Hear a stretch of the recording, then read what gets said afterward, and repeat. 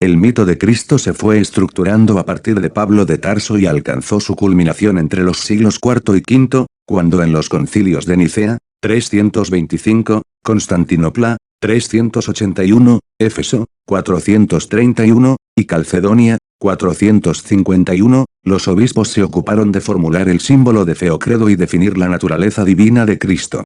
Si Jesús es preexistente o no, si su divinidad es eterna o se manifestó en un momento dado, si está constituido de la misma esencia que el Padre, si realmente se encarnó como hombre, fueron asuntos que provocaron agrios debates episcopales. Y es que el cristianismo nunca mantuvo uniformidad a nivel doctrinal, sino que coexistieron distintas tendencias cristológicas. Los arrianos, por ejemplo, sostenían que Jesús no era un ser divino sino una perfecta criatura. Los adopcionistas consideraban que Jesús era un hombre normal hasta que al bautizarse fue adoptado como hijo de Dios y así una larga lista.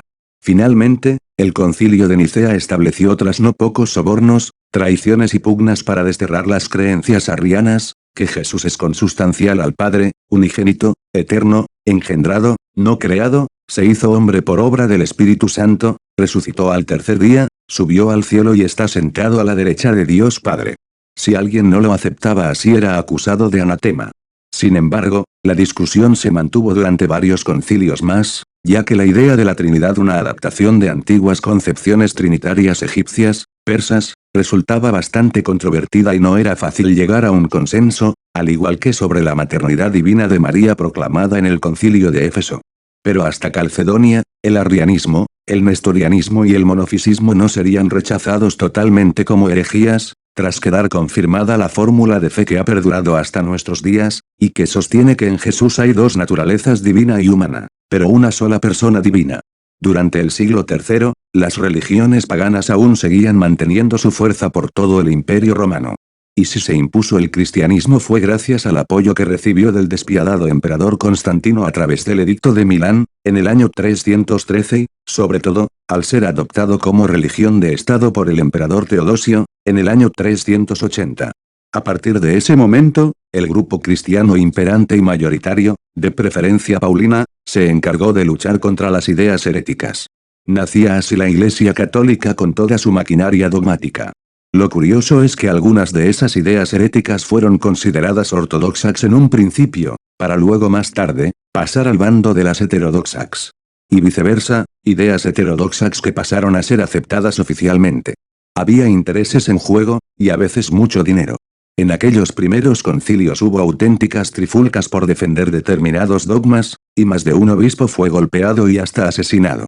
El obispo Gregorio Nacianceno, en un gesto que le honra, abandonó el concilio de Constantinopla dejando la siguiente nota: no me sentaré yo en uno de estos concilios de patos y gansos, volaré lejos de cada reunión de obispos.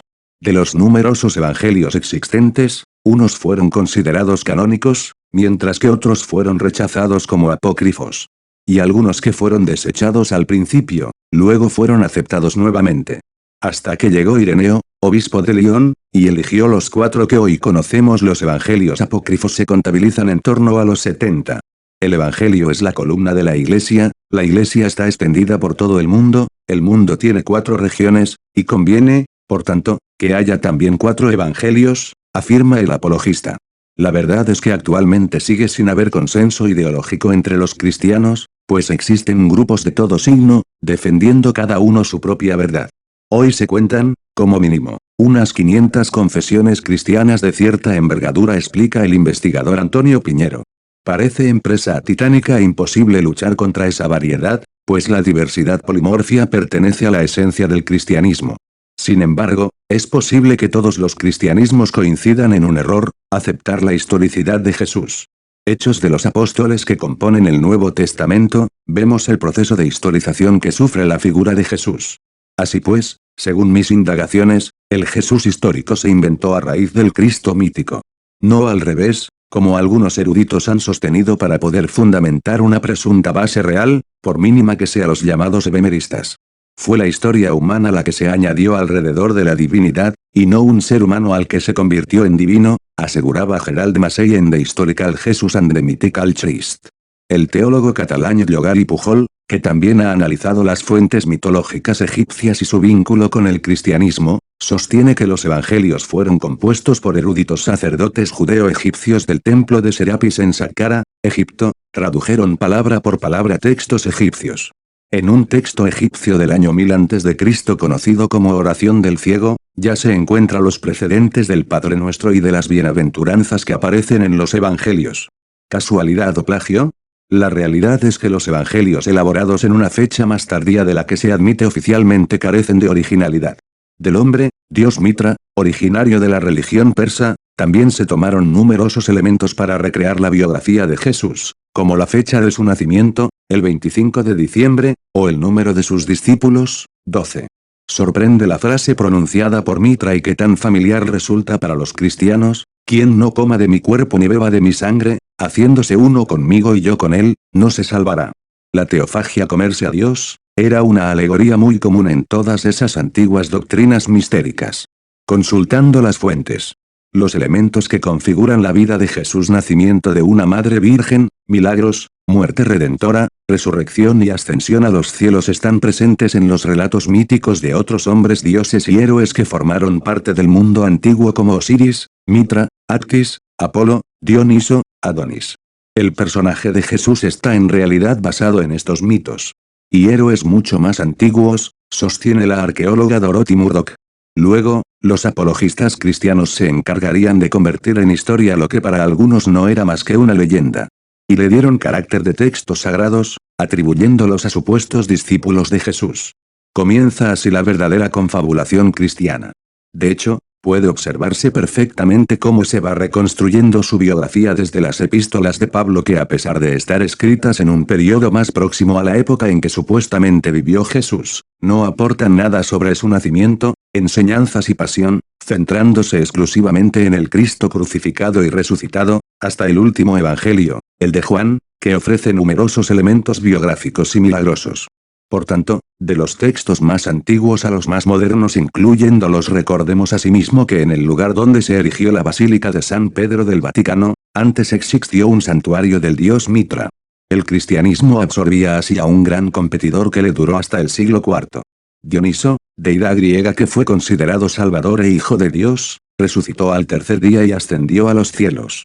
Llama la atención que en su culto se realizara un ritual con pan y vino. Por su parte, Attis, divinidad a la que se rendía culto en Frigia, fue representado como un hombre clavado a un árbol. Su muerte también fue expiatoria y su cadáver no se encontró en la tumba, ya que había resucitado al tercer día. No es extraño creer que todos estos detalles fueran posteriormente asimilados a la figura de Cristo. Con la diferencia de que los adoradores paganos no dieron carácter histórico a sus dioses, y los cristianos sí a su Dios. Y cómo se defendieron los primeros apologistas cristianos ante la acusación de plagio diciendo que esas coincidencias eran obras del diablo, al anticipar la historia de Cristo en falsas doctrinas para confundir a la gente. El Nuevo Testamento está repleto de incorrecciones y añadidos posteriores, calculándose que una tercera parte son pseudoepigrafías. Además, no se ha conservado ningún original, sino copias de otras copias, que han pasado por decenas de manos para ser traducidas y retocadas a múltiples lenguas. También se insertaban frases en los textos sagrados, interpolaciones, o bien se eliminaban partes que no interesaban.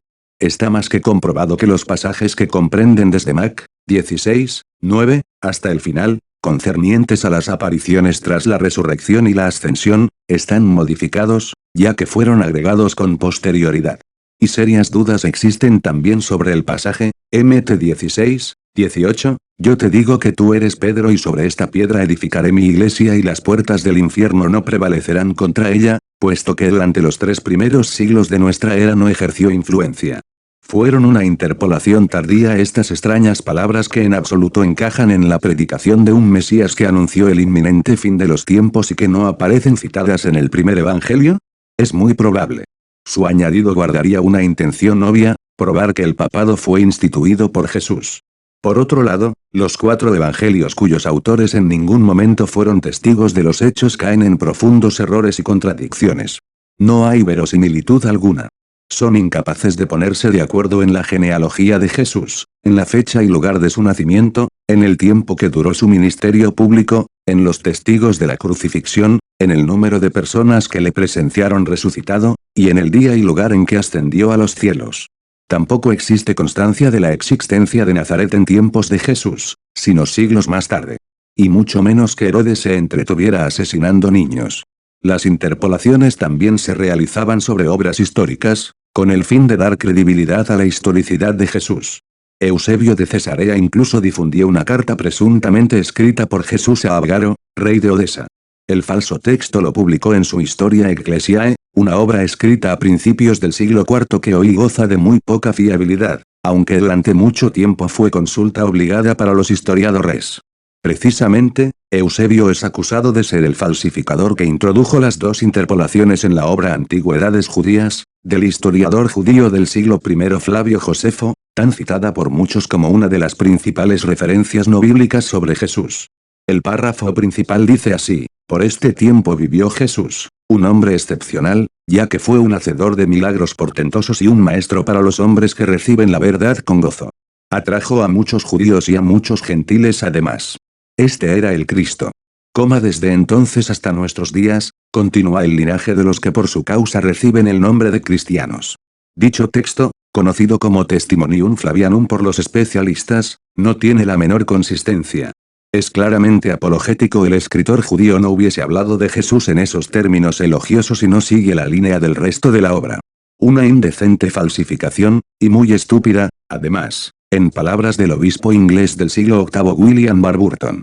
La verdad es que Josefo, a pesar de recoger en sus escritos los hechos más significativos de la historia del pueblo judío, no hace la menor mención de Jesús ni de sus discípulos. Téngase además presente que ningún apologista cristiano anterior a Eusebio citó dichos fragmentos.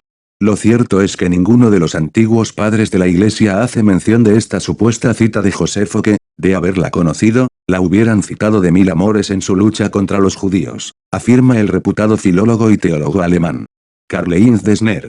Sin embargo, comienzan a citarse a partir del siglo IV, cuando ya se intercalaron en las traducciones. Y esa misma táctica se empleó en la obra Anales de Tácito. Valía cualquier argucia con tal de difundir a toda costa la doctrina cristiana. Y es que hay un silencio total sobre Jesús en las obras de los historiadores judíos y romanos del primer siglo de nuestra era. Filón, Suetonio, Tácito, Plinio el Viejo, Plutarco. Nadie se molesta en citarle. Ninguna persona culta de su época le menciona en ningún escrito, subraya la historiadora Bárbara Walker. Las únicas fuentes son, por tanto, los evangelios, que no pueden ser considerados libros históricos. Los apologistas cristianos estaban más obcecados por defender la existencia de Jesús que por transmitir sus presuntas enseñanzas. Si hubiese garantía de que Jesús existió, ¿por qué esa insistencia en convencer al pueblo? ¿Acaso se actúa igual con otros personajes de la historia? Resultaría absurdo. Lo irónico es que esos padres de la Iglesia jamás aportaron pruebas, sino afirmaciones insostenibles, acompañadas de amenazas de condena eterna si se dudaba de la historicidad de Jesús. Del mito a la historia. Pablo, el verdadero fundador del cristianismo, convirtió la resurrección de Cristo en el núcleo de la fe cristiana. Ahí tenemos ya, en palabras de Gonzalo Puente Ojea, la ficción teológica que abrió el camino para una nueva religión, el cristianismo. Sorprende que Pablo no transmita nada acerca de las enseñanzas de Jesús. Por tanto, no podemos hablar de una religión de Jesús basada en lo que predicó el amor al prójimo, sino más bien de una religión sobre Jesús centrada en su resurrección como eje salvífico. La Iglesia ha dado, pues, más importancia al mensajero que al mensaje, por eso se olvidó tan pronto de seguir los preceptos del Evangelio. Si el cristianismo pudiera haberse establecido sin un conocimiento de las enseñanzas de Jesús, ¿por qué, entonces, vino Jesús a enseñar? El hecho de que no haya un solo sermón del Jesús de los Evangelios que sea citado por Pablo en sus muchas epístolas, es inexpugnable, y ciertamente fatal para la historicidad del Jesús del Evangelio, afirmaría Magurdit Mangasarian, que abandonó su cargo como ministro presbiteriano al descubrir inconsistencias bíblicas.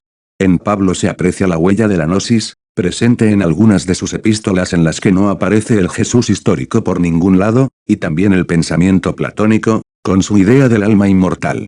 ¿Cómo es posible esta paradoja? Puntos suspensivos.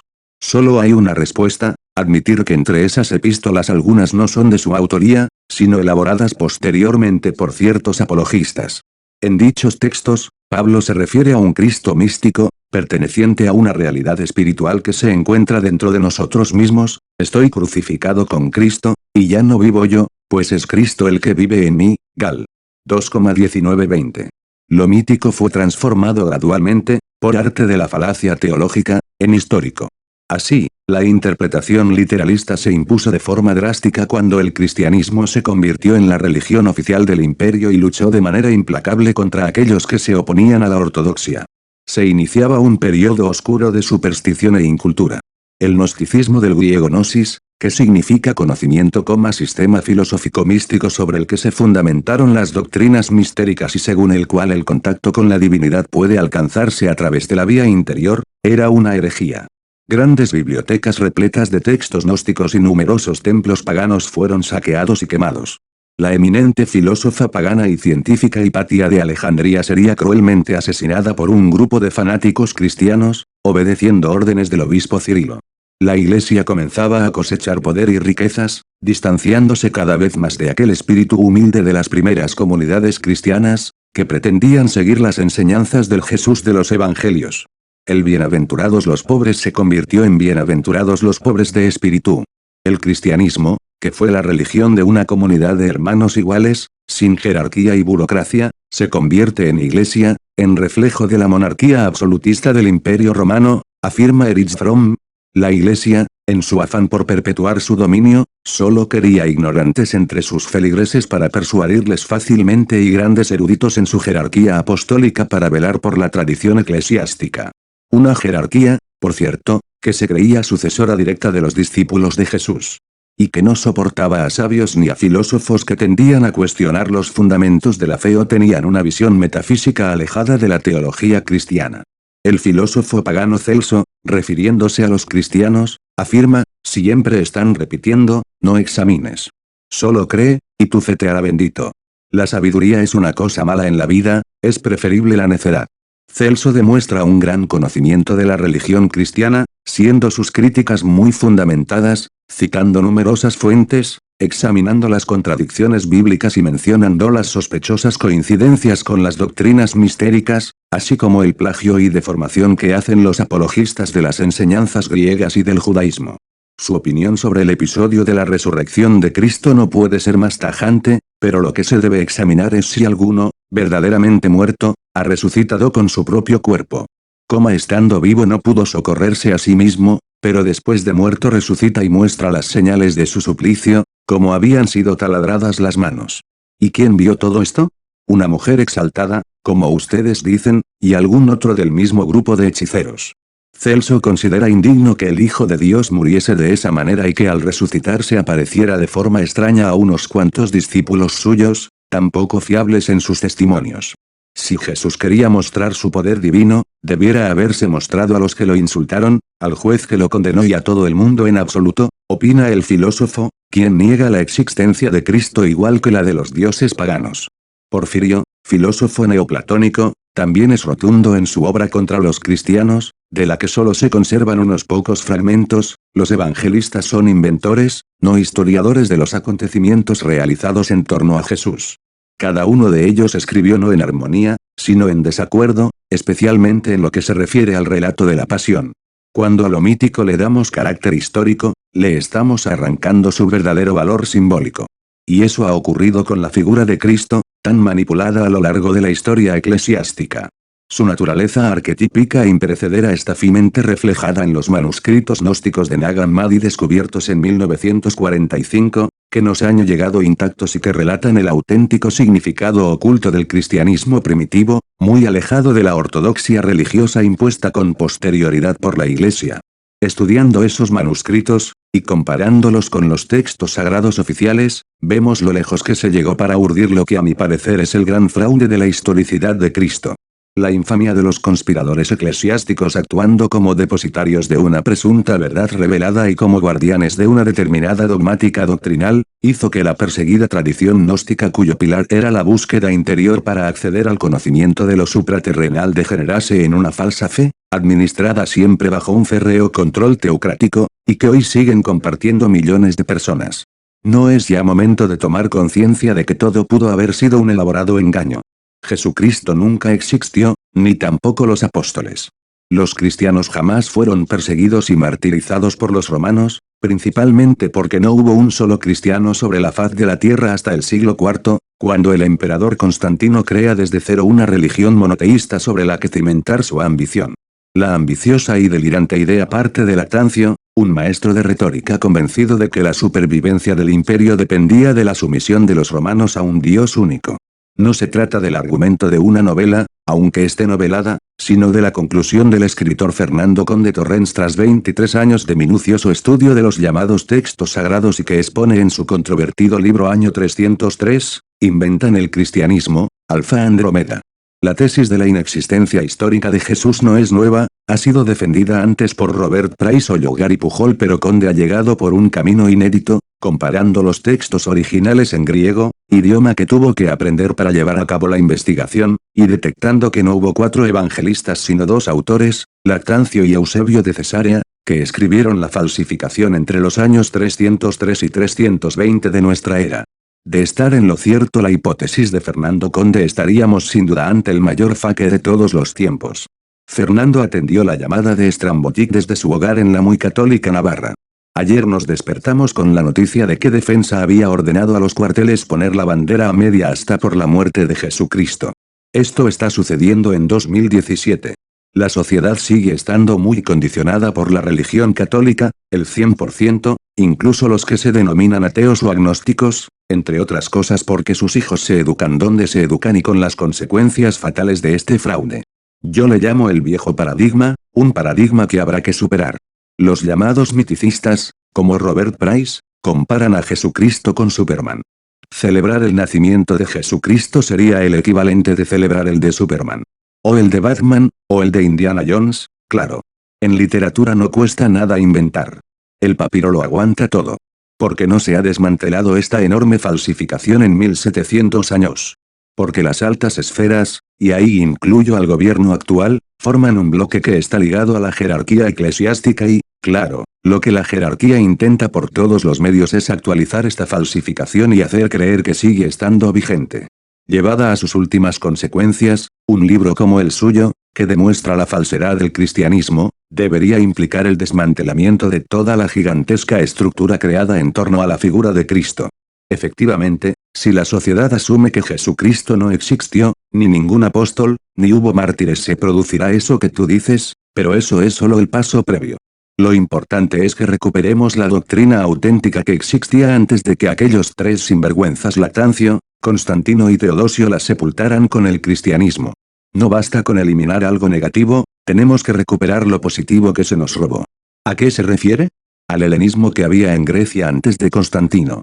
El gran crimen del cristianismo no es que nos haga adorar a un ser que no existió y de una visión de la divinidad falsa, deformada y casi indecente.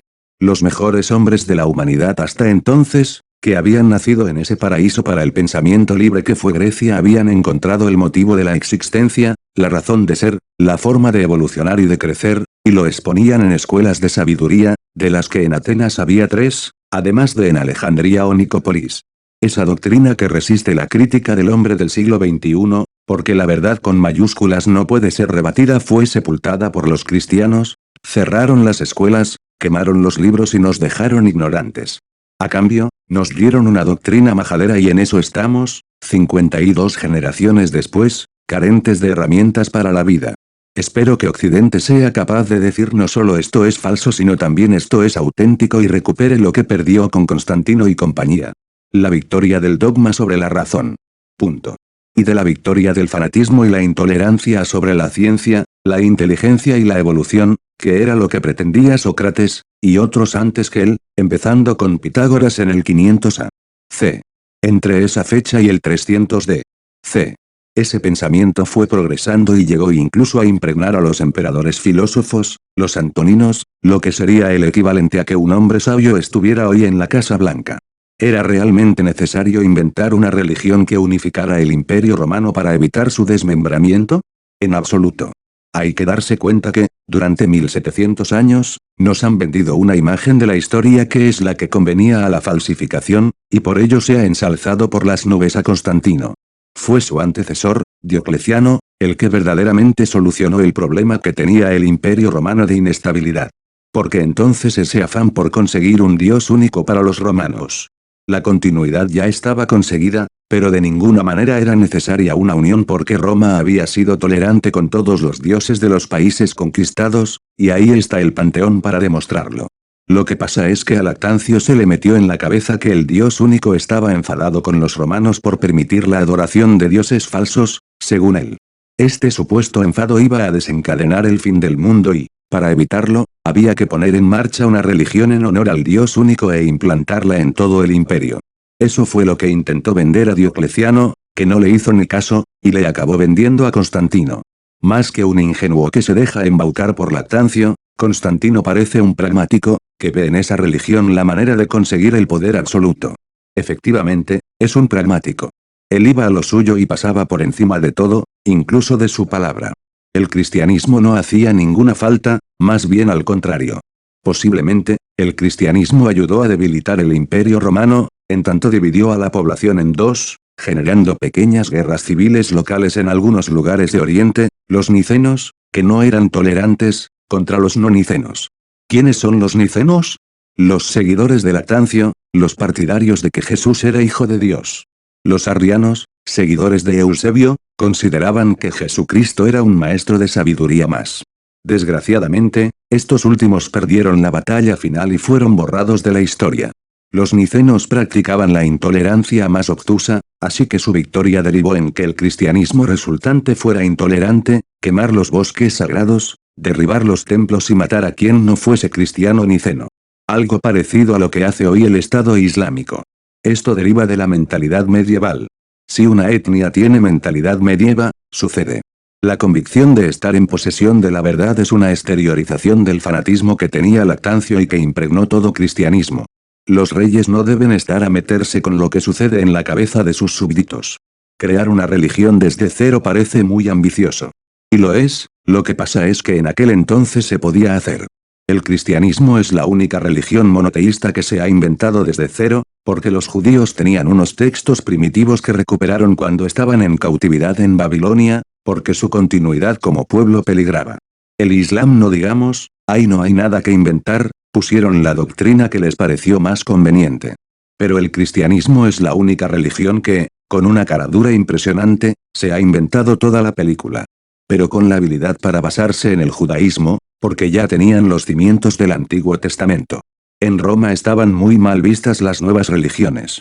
Lactancio, que sabía eso, lo que hizo fue recurrir a la única religión monoteísta que tenía a mano, que era el judaísmo y que le permitía remontarse hasta los tiempos de la fundación de Roma, incluso más. Robó el Antiguo Testamento a los judíos y creó el Nuevo Testamento. Eso implicaba hacer judío al Hijo de Dios. Lo que hizo fue coger pasajes de la Torá judía y transformarlos para anunciar su llegada. Naranjas de la China, no había ninguna profecía que afectara a Jesucristo. Fueron todo construcciones literarias. ¿Los judíos denunciaron esta apropiación? Cuando en el año 300 se inventa el cristianismo, los judíos están desperdigados por todo el mundo, desde la diáspora del 130, y no pueden racionalizar ni enterarse de lo que está pasando en Roma. Como todos los romanos, caen en el engaño de que Jesucristo existió y que todo fue histórico, e incluso incorporan en sus escritos tardíos, del año 500 a un predicador judío que puede ser Jesucristo. Los documentos escritos que nos legó la historia, mejor cogerlos con pinzas. Así es, la falsificación es totalmente generalizada. Las interpolaciones, que son añadidos espurios, era una práctica habitual. Por eso precisamente se utilizaban los acrósticos ocultos, para tener la seguridad que ese mensaje provenía de esa persona correcta. También las estructuras, había mucho cuidado de que los escritos importantes, por ejemplo entre soberanos, tuvieron garantías de no haber sido falsificados. También se escribían libros con fechas anterior a la real, lo que da pábulo a falsas profecías. Por tanto, entre el año 0 y el 303 no existió ninguna persecución a los cristianos. Es que no había cristianos. Hay un indicio de esto, en los libros de Lactancio y Eusebio eran ángeles de Dios, se dejaban matar y aceptaban el martirio, pero cuando los cristianos de verdad tomaron el poder con Teodosio eran ellos los que quemaban templos paganos y destruían estatuas. Leyendo el libro da la sensación de que Eusebio, uno de los falsificadores, está enviando un mensaje en clave al futuro. Y que el receptor de ese mensaje eres tú. Nadie había estudiado hasta entonces estos anagramas con la firma Simón que Eusebio introduce en las versiones griegas de los evangelios. Esto es completamente desconocido. Hay otros investigadores independientes que defienden que Jesucristo nunca existió, pero han llegado a esa conclusión por otro camino. Los ortodoxos les llaman miticistas porque su proceso es comparar los mitos fundacionales de Hércules o de Mitra con la historia que sabemos de Jesucristo. Otros investigadores han actuado por comparación de textos, como el Dr. Yogari Pujol, que ha comprobado que en los textos egipcios sagrados se encuentran el 70 u 80% de los evangelios. Lo que yo he hecho es entrar en el proceso de redacción de los textos cristianos, y para ello he aprendido griego, para leer el Nuevo Testamento en su lengua original y gracias a ello he podido encontrar pruebas documentales. Una prueba son los acrósticos. Eusebio se estaba riendo de lo que decía el majadero de Lactancio y puso fábula, patraña, tontería, que es lo que quiere decir Simón, que no es un nombre propio sino bulo. ¿Esto es falsable? Sí, claro. La prueba está en el texto griego. Cualquiera que coja un Nuevo Testamento interlineal castellano y griego puede inferir lo que yo afirmo. Yo me he servido del Sinaiticus y del Alejandrinus, el primero es dominio público y el otro conseguí una versión en CD-ROM. Lo que no conseguí fue el Vaticanus, que aparentemente es inaccesible, pero con dos es suficiente para inferir el texto primario. ¿Y estas Biblias contienen los textos originales de Lactancio y Eusebio, las falsificaciones del Nuevo Testamento? Absolutamente negativo. El texto que escribieron Lactancio o Eusebio es lo que yo llamo texto primario. Cuando se descubrió que existían acrósticos de Simón se ordenó que se destruyeran todas las copias en los conventos, cenobios e iglesias. Entonces, en la época de Teodosio, surgieron los textos secundarios, el Sinaiticus y el Alejandrinus, el Vaticanus y otros en papiro que pueden existir. Los primarios se queman y solo quedan los secundarios. Lo que pasa es que con dos textos secundarios se puede reconstruir el primario, tal y como explico en el libro. ¿Cómo han reaccionado los académicos a su libro? De varias maneras. Hay quien me ha rebatido detalles metodológicos, hay quien ha reconocido que no puede arriesgar su posición académica por debatir conmigo y finalmente hay quienes han decidido que mi libro es una tontería y que no merece la pena ni leerlo. ¿Te consideras un hereje, académicamente hablando? Si esto lo hubiera escrito hace 200 años, la Inquisición ya estaría encima. Por suerte, hemos logrado nuestro derecho a expresarnos. Lo que sé que tengo perdida es la batalla con el Consensum Editorum. Los así llamados entendidos son partidarios de la falsificación y llevan negando cualquier teoría disidente desde hace 150 años, desde Tubinga.